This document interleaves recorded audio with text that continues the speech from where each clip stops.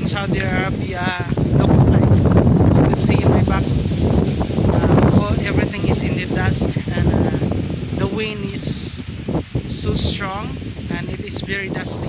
As you can see, we can see anything, but the strong wind, it's dust.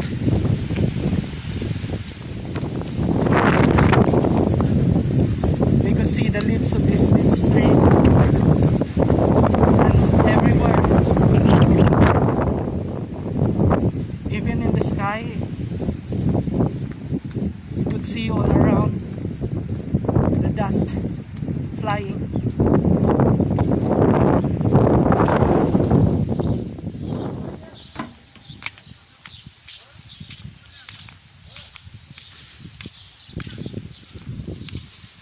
These are the deaths in our camp, and we could see the wind is still strong, and dust is everywhere, all around.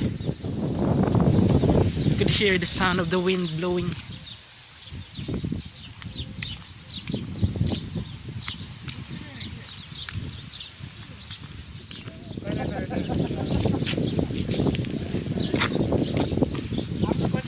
This is the power of sandstorm. It will strike anywhere.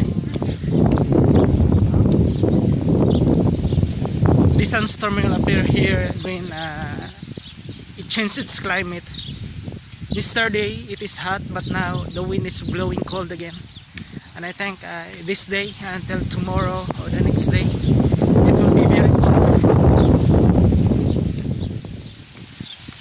This is how the sandstorm strike here.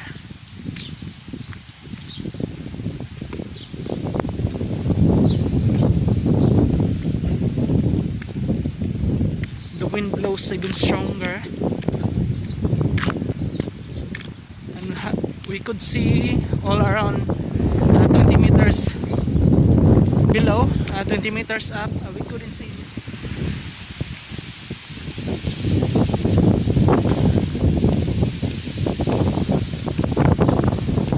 Still we could see the leaves of this tree.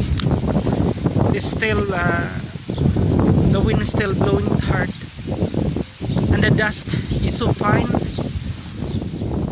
like a powder.